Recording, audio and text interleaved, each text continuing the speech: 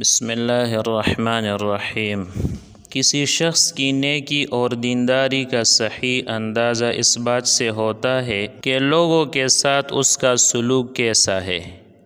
حضرت عبداللہ ابن مبارک رحمۃ اللہ تعالی علیہ ہر ایک کے کام آتے اور اپنے پرائے کا خیال کیے بغیر ہر ایک کے ساتھ اچھا سلوک کرتے۔ وہ غیروں پر اپنی دولت اس طرح لوٹاتے کہ کوئی اپنوں پر بھی کیا لوٹائے گا۔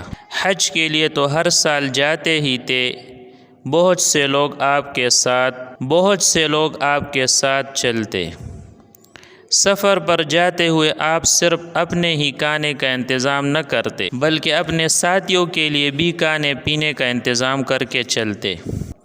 ایک سال تو لوگوں نے یہ دیکھا کہ ان کے ساتھ 2 اونٹوں پر صرف بنی ہوئی مرغیاں لدی ہوئی تھی۔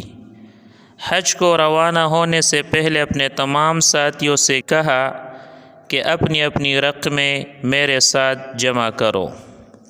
سب سے رقم لے کر الگ الگ تھیلیوں میں رکھ لیتے اور ہر تھیلی پر دینے والے کا نام اور رقم کی مقدار لکھتے۔ پھر راستہ بھر اپنے پاس سے خرچ کرتے، اچھے سے اچھا کھلاتے، لوگوں کے آرام کا خیال رکھتے اور ہر طرح کی سہولت پہنچانے کی کوشش کرتے۔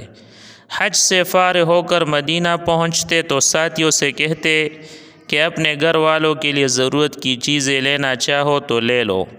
لوگ اطمینان کے ساتھ اپنی ضرورت کی چیزیں خرید لیتے۔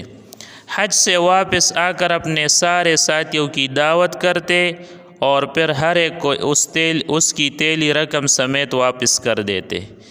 ایک بار لوگوں نے پوچھا کہ راستے میں تو آپ بتاتے نہیں کہ اپنے پاس سے خرچ کر رہے ہیں۔